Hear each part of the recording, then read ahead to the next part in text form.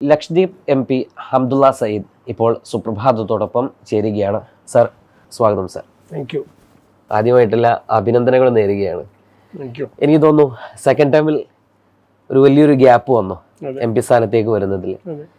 ആദ്യത്തെ തവണ M P ആയതിനു ശേഷം രണ്ടാം തവണത്തേക്ക് എത്തുമ്പോൾ ഈ ഒരു കാലയളവിൽ ലക്ഷദ്വീപിൽ ഒരുപാട് മാറ്റങ്ങൾ സംഭവിച്ചിട്ടുണ്ട്. ആ മാറ്റങ്ങളെയൊക്കെ എത്രമാത്രമാണ് ഇപ്പോൾ ഉൾക്കൊള്ളുന്നത്? 2014 ഞാൻ എം പി സ്ഥാനം പാർലമെന്റിൽ നിന്ന് പോയത്. അതിനുശേഷം ഇപ്പോൾ 10 വർഷം കഴിഞ്ഞിട്ടാണ് ഞാൻ എം പി വീണ്ടും ആകുന്നത്. 2009 ഞാൻ പാർലമെന്റ് മെമ്പർ ആകുന്ന സമയത്ത് ഇന്ത്യയിൽ ഏറ്റവും ചെറുപ്പക്കാരനായ എം പി ആയിരുന്നു. 26 വയസ്സെന്ന് പറയുമ്പോൾ ഞാൻ പാർലമെന്റിലായിരുന്നു. ലോക്സഭയിൽ പ്രവേശിക്കണമെങ്കിൽ 25 വയസ്സ് വേണം. അപ്പോൾ ലക്ഷദ്വീപിലെ ജനങ്ങളെ മറ്റേ സ്നേഹവും വാത്സല്യവും അവർ എനിക്ക് തന്നതിൻ്റെ പേരിലാണ് അങ്ങനെ 26ാമത്തെ വയസ്സിൽ ഞാൻ 5 വർഷത്തേക്ക് എം പി ആയി. 2014 പാർലമെൻറ്റ് സ്ഥാനം വിടുന്ന സമയത്ത് ലക്ഷദ്വീപിൽ ഒരുപാട് നല്ല കാര്യങ്ങൾ നമ്മൾ ചെയ്തു വച്ചിട്ടാണ് മാറിയത്. അതിൽ ആദ്യമായിട്ട് ഈ നമ്മുടെ ഹെൽത്ത് സെക്ടർ എടുത്ത് നോക്കുകയാണെങ്കിൽ ഹെൽത്ത് സെക്ടറിൽ ഒരുവിധം മേജർ ദ്വീപിൽ, വലിയ ദ്വീപിൽ കമ്മ്യൂണിറ്റി ഹെൽത്ത് സെൻറ്റർ ഉള്ളതാണ്. ചെറിയ ദ്വീപിൽ പ്രൈമറി ഹെൽത്ത് സെൻ്ററാണ്. PM സയ്യിദ് സാഹിബ് ആഭ്യന്തര സഹമന്ത്രി ആയ സമയത്താണ് അഗത്തി ദ്വീപ്, ഒരേ ഒരു എയർപോർട്ടേ ഉള്ളൂ ലക്ഷദ്വീപിൽ, അഗത്തി ദ്വീപിൽ. രാജീവ് ഗാന്ധിജിയുടെ കാലത്തിലാണ് എയർപോർട്ട് ഉണ്ടാക്കിയത്. അന്ന് സയ്യിദ് സാഹിബ് MP ആയിരുന്നു. അപ്പോൾ ഈ എയർപോർട്ട് അഗത്തിയിലുള്ളത് കൊണ്ടാണ് അഗത്തി ദ്വീപിൽ റെഫറൽ ഹോസ്പിറ്റലാക്കി മാറ്റിയത്. ഏത് ദ്വീപിൽ നിന്നും വല്ല സീരിയസ് രോഗിയുണ്ടെങ്കിൽ, അത്യാവശ്യം എമർജൻസി ഒരു ട്രീറ്റ്മെൻറ്റ് വേണമെങ്കിൽ ആ രോഗിയെ ഹെലികോപ്റ്റർ ചോപ്പറിൽ എയർലിഫ്റ്റ് ചെയ്തിട്ട് അകത്തി കൊണ്ടുവന്നിട്ട് അകത്തി അവിടെ ട്രീറ്റ്മെൻറ്റ് കൊടുക്കാനും അതുപോലെ അതിനുള്ള സംവിധാനങ്ങൾ അവിടെ ചെയ്തതായിരുന്നു. അവിടെ പല സർജറിയോ ഓപ്പറേഷനോ വിജയിച്ചിട്ടില്ലെങ്കിൽ മാത്രമേ ഫ്ലൈറ്റ് വഴി കൊച്ചിയിലേക്ക് കൊണ്ടുവരാൻ. അതുകൊണ്ട് ലക്ഷദ്വീപിലെ പാവപ്പെട്ട സാധാരണക്കാർക്ക്, മറ്റേ സാമ്പത്തിക ശേഷി ഇല്ലാത്തവർക്ക് അവിടെ തന്നെ ചികിത്സ കൊടുക്കാനുള്ള ഒരു ഉദ്ദേശത്തിലും ലക്ഷ്യത്തിലുമാണ് ചെയ്തത്.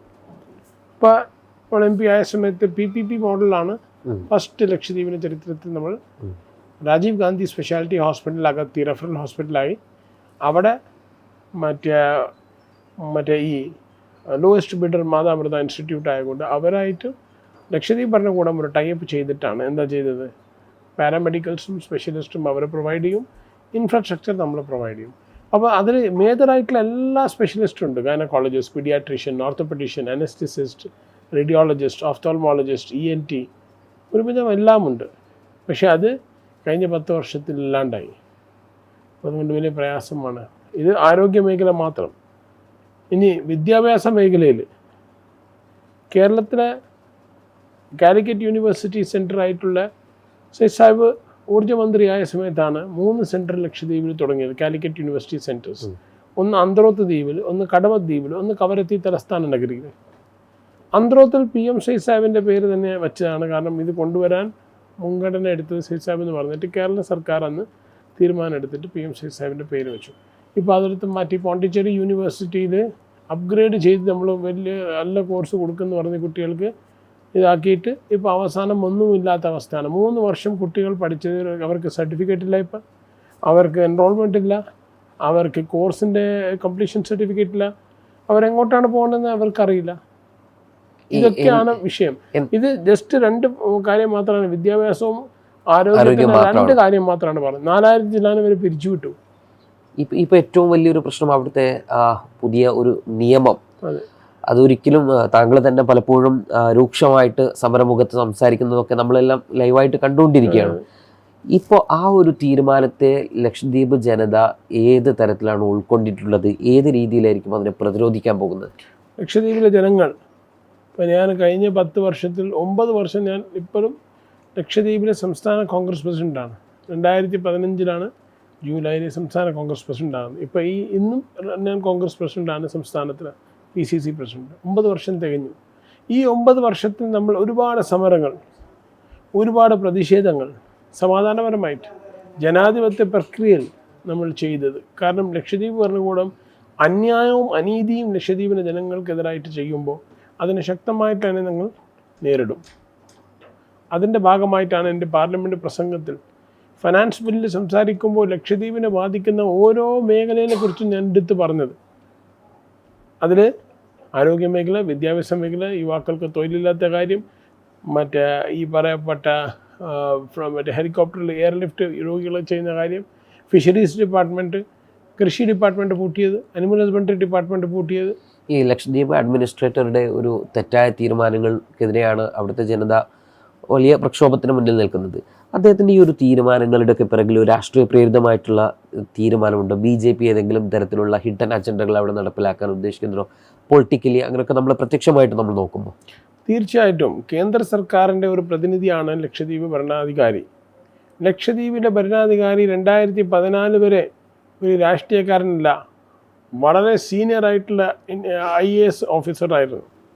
ദമൻ, ദ്യൂ, ദാദർ, നഗർ ഹവേലി, ലക്ഷദ്വീപ് എന്ന് പറയുന്ന കേന്ദ്രഭരണ പ്രദേശത്തിൽ ഒരു സംസ്ഥാനമല്ല, അത് കേന്ദ്രഭരണ പ്രദേശമാണ്.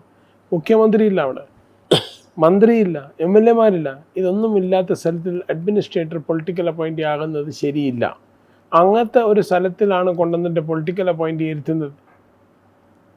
അതിൽ എൻ്റെ മുൻ പ്രതിയോഗി പാർലമെൻറ്റിൽ സംസാരിച്ച് ആവശ്യപ്പെട്ടതാണ് പൊളിറ്റിക്കൽ അപ്പോയിൻ്റ് അഡ്മിനിസ്ട്രേറ്റർ ലക്ഷദ്വീപിൽ വേണമെന്ന് പറഞ്ഞിട്ട്. 14 വരെ ഇന്ന് വരെ ഉണ്ടായിട്ടുള്ള ഒരു പൊളിറ്റിക്കൽ അപ്പോയിൻ്റ് അഡ്മിനിസ്ട്രേറ്റർ, 14 വരെ വളരെ senior additional secretary or special secretary to government of India റാങ്കിലുള്ള IAS ഓഫീസേഴ്സിനെ മാത്രമാണ് മറ്റേ അഡ്മിനിസ്ട്രേറ്റർ ആയിട്ട് ഇടുന്നത്. വളരെ സീസൺഡാണ് അവർ ബയസ്ഡ് അല്ല, നിഷ്പക്ഷത പാലിക്കുന്നവരാണ്. അവർക്ക് എതിരായിട്ട് ഏതെങ്കിലും കളിച്ച് കഴിഞ്ഞാൽ നമുക്ക് പരാതി പറയാൻ മേലിൽ പ്ലാറ്റ്ഫോമുണ്ട്. ഇപ്പോൾ രാഷ്ട്രീയക്കാരനായതുകൊണ്ട് ആരും കേൾക്കാനില്ല. രാഷ്ട്രീയക്കാരനായതുകൊണ്ട് ആരാണോ അപ്പോയിൻ്റ് ചെയ്ത് അവരെ സൂചിപ്പിച്ചാൽ മതിയല്ലോ. ആ ഒരു രീതിയിലാണ് ഇപ്പോൾ കാര്യങ്ങൾ പോകുന്നത്. ഇപ്പോൾ ഈ ദ്വീപിനെതിരെ ഒരുപാട് ഇപ്പോൾ ലഹരിയുമായി ബന്ധപ്പെട്ട കേസുകൾ ദ്വീപിനെതിരെ ആക്ഷേപിക്കുന്നു. ശരിക്കും ദ്വീപിനെ നമ്മൾ പരിശോധിക്കുമ്പോൾ ഏറ്റവും പ്യുവറായിട്ടുള്ള അവിടുത്തെ വെള്ളം പോലെയുള്ള മനസ്സുള്ള മനുഷ്യരാണ് ദ്വീപുകാർ എന്ന് ഞങ്ങളൊക്കെ അഭിമാനത്തോടു കൂടി പറയാറുണ്ട്. ഈ ഒരു സൽപ്പേരിന് എത്രമാത്രമാണ് BJP അധികാരത്തിലെത്തിയതിനു ശേഷം കളങ്കം വരുത്താൻ ശ്രമിച്ചിട്ടുള്ളത്? ലക്ഷദ്വീപിൽ ആദ്യമായിട്ട് നമ്മൾ എല്ലാവരും മനസ്സിലാക്കേണ്ടത്, Lakshadweep is A dry state. അവിടെ ലിക്കർ പ്രൊഹിബിറ്റഡ് ആണ്. 1979 റെഗുലേഷൻ്റെ അടിസ്ഥാനത്തിൽ അവിടെ മദ്യം പാടില്ല. ഉപയോഗിക്കുന്നവർ ഉപയോഗിക്കുന്നുണ്ട്, അതെല്ലാ സ്ഥലത്തുമുണ്ട്. ലക്ഷദ്വീപ് എന്നില്ല, ഓരോ ഇന്ത്യയിലെ സംസ്ഥാനത്തിലും ഉപയോഗിക്കുന്നവർ ഉപയോഗിക്കുന്നുണ്ട്, ഉപയോഗിക്കാത്തവർ ഉപയോഗിക്കുന്നുണ്ട്, അത് വരെ. പക്ഷേ അതിൻ്റെ പേരിൽ ബാറിൻ്റെ ലൈസൻസ് കൊടുക്കാനും അതിൻ്റെ പേരിൽ കംപ്ലീറ്റ് ഓപ്പൺ ചെയ്യാമെന്ന് പറഞ്ഞാൽ ഇതിൽ നിരപരാധിയായിട്ടുള്ള ഈ ഡ്രിങ്ക്സ് ഉപയോഗിക്കാത്ത ഒരുപാട് ജനത ഉണ്ട്. ആ സംസ്കാരം തകർക്കാൻ അത് പാടില്ലല്ലോ. ഞാൻ അഡ്മിനിസ്ട്രേറ്ററായിട്ട് കണ്ടപ്പോഴും പറഞ്ഞിട്ടുണ്ട്, നിങ്ങൾ ബംഗാരത്തിൽ ആൾ താമസമില്ലാത്ത സ്ഥലത്തിൽ അത് ലിക്കർ പ്രൊവൈഡ് ചെയ്ത് നിങ്ങൾ പണ്ടേ ചെയ്യുന്നതാണ്, ചെയ്തോ. പക്ഷേ ആൾ താമസമുള്ള സ്ഥലത്ത് നിങ്ങൾ ചെയ്തു കഴിഞ്ഞാൽ that will effect the culture. ജനങ്ങളുടെ സംസ്കാരവും ജനങ്ങളുടെ ജീവിതശൈലി എല്ലാത്തിനെയും ബാധിക്കും. അവർ പറയുന്നത് ലക്ഷദ്വീപിലെ ആൾക്കാർ ഉപയോഗിക്കുന്നെന്ന് പറഞ്ഞാൽ അവർ ഈ ആൾ താമസമില്ലാത്ത സ്ഥലത്ത് ഉപയോഗിക്കണം. അതിന് വേണ്ടി ഈ ലൈസൻസ് തുറന്നിട്ട് ബാക്കിയുള്ള ആൾക്കാരെ മോശമാക്കണമെന്നുണ്ടോ? ഗുജറാത്ത് ഡ്രൈ സ്റ്റേറ്റില്ലേ, ബട്ട് മാക്സിമം ബൂട്ട് ലെഗിങ് ഗുജറാത്തിലാണ് നടക്കുന്നത്. അതെ അതെ. എങ്ങനെയുണ്ടായിരുന്നു ഇലക്ഷൻ കാലം? ഇലക്ഷൻ നല്ല ടഫായിരുന്നു. കാരണം 10 വർഷം കഴിഞ്ഞിട്ട് തിരിച്ച് അധികാരം പിടിക്കുന്നതെന്ന് പറഞ്ഞാൽ ചില്ലറ കാര്യമില്ല. 1.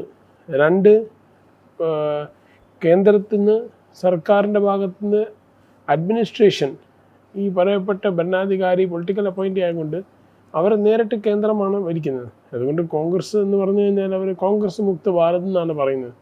ഇപ്പോൾ ഞാൻ കോൺഗ്രസിൻ്റെ അധ്യക്ഷനാണ് 9 വർഷമായിട്ട്. അപ്പോൾ ഓരോ കാര്യത്തിനും നമുക്ക് പ്രയാസമായിരുന്നു. ഈവൻ ഇലക്ഷൻ പ്രചരണത്തിൽ പോലും നമുക്ക് കപ്പലില്ല, നമ്മൾ ഫിഷിംഗ് ബോട്ടിലാണ് യാത്ര ചെയ്തത്. പറയാൻ ബോധപൂർവമായിരുന്നു അത് ഏത് ഇതിലാണെന്ന് ഞാൻ മനസ്സിലാക്കുന്നത് അങ്ങനെയാണ്. കാരണം ലെവൽ പ്ലേയിങ് ഫീൽഡ് തരണ്ടേ, എനിക്ക് മാത്രം എന്താണ് തരാത്തത്? മറ്റുള്ള ആൾക്കാർക്ക് കൊടുക്കുമ്പോൾ എനിക്ക് തരണ്ടേ? ഞാനും ഒരു മറ്റേ പൗരനാണ്, ഞാനും ഒരു സ്ഥാനാർത്ഥിയാണ്. ലെവൽ പ്ലേയിങ് ഫീൽഡ് ഉണ്ടാകണമല്ലോ. വിവേചനം ഉണ്ടായിട്ടുണ്ട് തീർച്ചയായിട്ടും. ഞങ്ങൾ അഡ്മിനിസ്ട്രേഷനെ ഒരു കാര്യത്തിനും സമീപിച്ചില്ല. കാരണം നമുക്കൊരു ന്യായമില്ല, നീതിയില്ല. അതുകൊണ്ട് ഞങ്ങൾ എന്ത് ചെയ്തു, ഞങ്ങൾ മറ്റേ ബോട്ടിലാണ് യാത്ര ചെയ്തത്. നമ്മളെ കൂടെ കേരളത്തിൽ നിന്ന് 1 2 നേതാക്കന്മാർ അവർ ശരിക്കും സഫർ ചെയ്തു. അവർ പറഞ്ഞു ഇങ്ങനെ നിങ്ങൾ രാഷ്ട്രീയം എങ്ങനെ നിങ്ങളിങ്ങനെ പിടിച്ചേക്കുന്നത്? അത് നമ്മളുടെ ഡിറ്റർമിനേഷനാണ്, ദൃഢനിശ്ചയമാണ്, വിൽ പവറാണ്. അതിൻ്റെ അടിസ്ഥാനത്തിൽ നമ്മൾ ഇതാക്കുന്നതാണ്. ഈ പ്രതിപക്ഷ നേതാവ് രാഹുൽ ഗാന്ധിയുമായിട്ട് ലക്ഷദ്വീപിലുള്ള ജനത താങ്കളുടെ നേതൃത്വത്തിൽ കൂടിക്കാഴ്ച നടത്തിയിട്ടുണ്ടായി. എന്തുറപ്പാണ് അദ്ദേഹം നൽകിയത്, അല്ലെങ്കിൽ എന്താണ് അദ്ദേഹം പറഞ്ഞത്? ലക്ഷദ്വീപുകാർക്ക് കോൺഗ്രസ് പാർട്ടിയത് രാഹുൽ ഗാന്ധിയത് പരിപൂർണമായിട്ടുള്ള പിന്തുണയും പിന്നെ സപ്പോർട്ടും മറ്റേ ഇതും ഉണ്ടാവും, കോപ്പറേഷനും ഉണ്ടാവും. അദ്ദേഹത്തിൻ്റെ കൂടെ നമ്മൾ വീട്ടിൽ പോയിട്ട് we had a extensive meeting with our leader Rahul Gandhiji. അദ്ദേഹം ലക്ഷദ്വീപിലേക്ക് വരുന്നുണ്ട്. അപ്പോൾ ലക്ഷദ്വീപ് സന്ദർശിക്കാൻ വരുന്നുണ്ട്. അദ്ദേഹം പറഞ്ഞു, അദ്ദേഹത്തിനോട് എല്ലാ വിഷയങ്ങളും പറഞ്ഞു. അദ്ദേഹം പറഞ്ഞു അബ്ദുള്ള റേസ് ചെയ്യണം പാർലമെൻറ്റിൽ ലക്ഷദ്വീപിൻ്റെ വിഷയം, ഞങ്ങൾ കൂടെ സപ്പോർട്ട് ചെയ്യും. അപ്പോൾ അതിനുള്ള എല്ലാ രീതിക്കുള്ള കാര്യങ്ങൾ നമ്മൾ ചെയ്യുന്നുണ്ട്. അവസാനമായിട്ട് ഒരു സമയമില്ലാത്തൊരു സമയമാണ്, സമസ്തയുമായിട്ടുള്ളൊരു ബന്ധം താങ്കളുടെ പിതാവിൻ്റെ കാലം മുതൽ അത് വളരെ അഗാധമായൊരു ബന്ധമാണ്. എങ്ങനെ അതൊന്ന് ഓർത്തെടുക്കുന്നത്? അത് ലെഗസിയാണ്. ഈ കെ ഉസ്താദിൻ്റെ കൂടെ ഉള്ള സയ്യിദ് സാഹിബിലെ ബന്ധം, പിന്നെ മറ്റേ ഷിഹാബ് തങ്ങൾ സാഹിബായിട്ടുള്ള ബന്ധം, പിന്നെ ഇപ്പോൾ ഹമീദ് അലി ഷിഹാബ് തങ്ങളായിട്ടുള്ള ബന്ധം, പിന്നെ അത് മൊത്തം അതേ രീതിക്കാണ് ഞങ്ങൾ ഫോളോ ചെയ്യുന്നത്. ഞാനിപ്പോൾ MP ഇല്ലാത്ത സമയത്തും ഇവിടെ എപ്പോഴും വന്നുകൊണ്ടിരുന്നതാണ്, MP ഉള്ള സമയത്തും വന്നതാണ്. ഇപ്പോൾ വീണ്ടും MP ആയപ്പോൾ വീണ്ടും വന്നു. അപ്പോൾ അതിലൊരു മാറ്റം ഉണ്ടാവില്ല. പക്ഷേ ആ രീതിക്കുള്ള ഒരു ബന്ധമാണത്. എന്തായിരുന്നാലും ഇത് വളരെ പെട്ടെന്നുണ്ടായ ഒരു ചെറിയൊരു സംസാരമാണ്. നമുക്ക് വീണ്ടും വളരെ വിശദമായിട്ട് ദീപം, അവിടുത്തെ സംസ്കാരവും അതോടൊപ്പം തന്നെ അവിടുത്തെ രാഷ്ട്രീയവും അങ്ങനെ തുടങ്ങിയ ഒരു സമഗ്രമായിട്ടുള്ളൊരു കവറേജ് മറ്റൊരവസരത്തിൽ സുപ്രഭാതം ഓൺലൈൻ MP തന്നെ യാത്ര ചെയ്ത് ഒരിക്കലൊരു ഹെറിറ്റേജ് വാക്ക് പോലെ നമ്മൾ സംസാരിക്കും, സംവദിക്കും. അതിനായി കാത്തിരിക്കുക. ഇപ്പോൾ തൽക്കാലം നമ്മൾ MP-യെ മറ്റൊരു പ്രോഗ്രാമിലേക്ക് യാത്രയാക്കുകയാണ്. ഈ ഒരു സ്വീകരണ ചടങ്ങിനിടെ അഥവാ MP ആയി ഉടനെ അദ്ദേഹം ആദ്യമായിട്ട് കോഴിക്കോട് എത്തിയപ്പോൾ സംസ്ഥയുടെ സുപ്രഭാതത്തിൻ്റെ കാര്യാലയത്തിൽ വന്നാണ് ഈ ഒരു സംസാരമുള്ളത്. വളരെ തിരക്ക് പിടിച്ച സമയമായതുകൊണ്ട് ഇപ്പോൾ നമ്മൾ ഈ സംസാരം ഇവിടെ തൽക്കാലം പൂർത്തിയാക്കുകയാണ്. ഞാൻ പറഞ്ഞതുപോലെ ആ ഒരു അവസരത്തിൽ നമുക്ക് ഒന്നിച്ച് വീണ്ടും കാണാം. Thank you. Waytonikah.com, the exclusive Muslim matrimonial site.